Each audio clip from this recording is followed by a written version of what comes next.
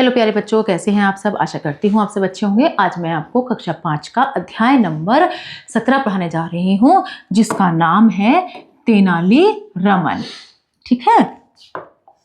तेनाली रामन विजयनगर के महाराज कृष्णदेव राय के दरबार में एक विदूषक थे। विदूषक मतलब हंसी मजाक करने वाले, ऐसे मस्खरा से होते हैं, ऐसे थे। तेनाली रामन का जन्म 16वीं सदी के प्रारंभ में थुमलरू नामक गांव में एक तेलुगु ब्राह्मण परिवार में हुआ था। उनका जन्म का नाम गरालपति रामकृष्ण था।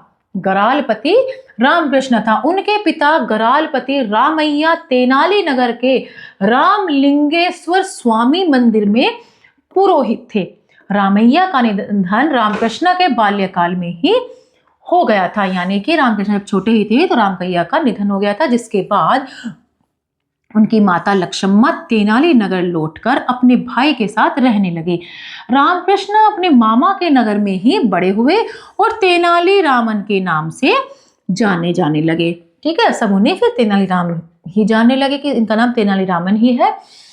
तेनाली रामन ने बाल्यकाल में कोई औपचारिक शिक्षा नहीं पाई, लेकिन ज्ञान की क्षुधा के कारण वे बाद में प्रकांड विद्वान बने। एक सुपरिचित लोक कथा के अनुसार, लोक कथा मतलब बहुत पुरानी कहानी, जैसे कहानियां बड़े बूढ़ों के हिसाब से होती हैं, उस तरीके से शैव होने के नाते तेनाली रामन को वैष्णव विद्वान अपना शिष्य बनाने से इनकार करते रहे, क्योंकि वो शैव थे, तो इसलिए उन्हें कोई किसी ने शिष्य नहीं बनाया, किसी वैष्णव विद्वान ने भी।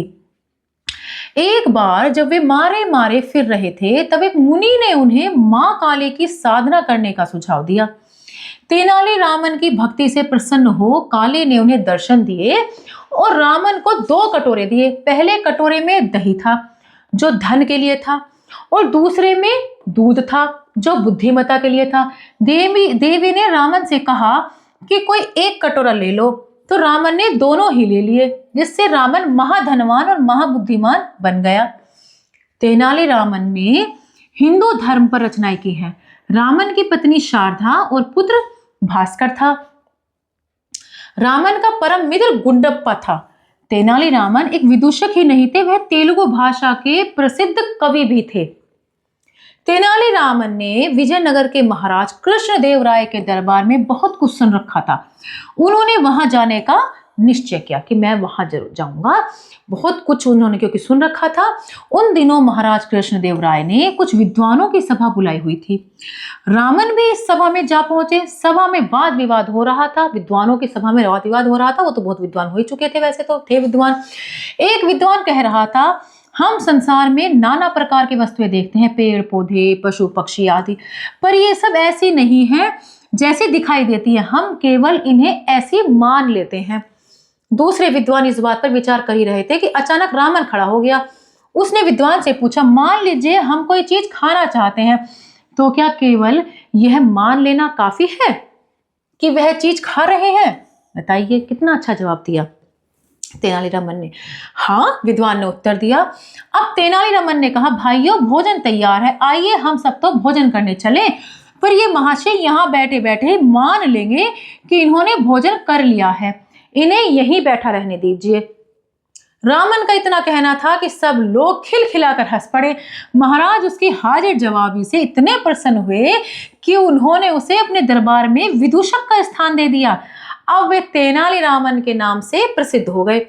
एक दिन महाराज तेनाली रामन की किसी बात पर अप्रसन्न हो गए, यानी कि दुखी हो गए।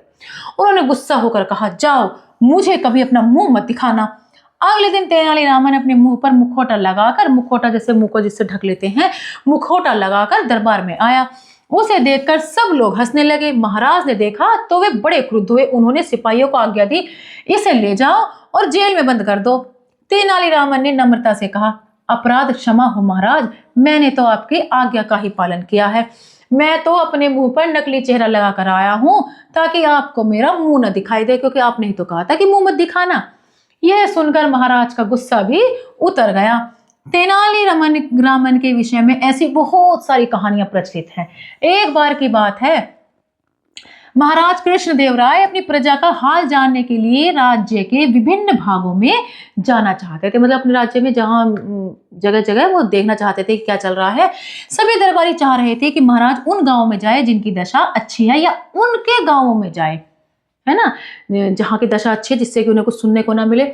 इससे उनके गांव की मदद हो जाएगी और गांव वालों पर उनका रोब भी पड़ जाएगा। या फिर उस गांव में जाए जहाँ के वो है, तो इससे क्या होगा, गांव में मदद भी होगी और गांव वालों पर रोब भी पड़ेगा कि हाँ भाई ये राजा के साथ काम करते हैं।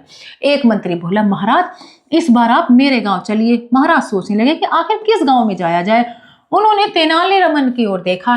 तेनालीरामन ने कहा, महाराज आपका हाथी जिधर ले जाए उधर ही जाइए। तेनालीरामन की बात सुनकर सभी को बड़ा आश्चर्य हुआ। दूसरे दिन महाराज हाथी पर सवार होकर चल दिए। कुछ और लोग भी साथ थे। चलते चलते हाथी ऐसी जगह पहुंचा जहां के लोग बहुत गरीब थे।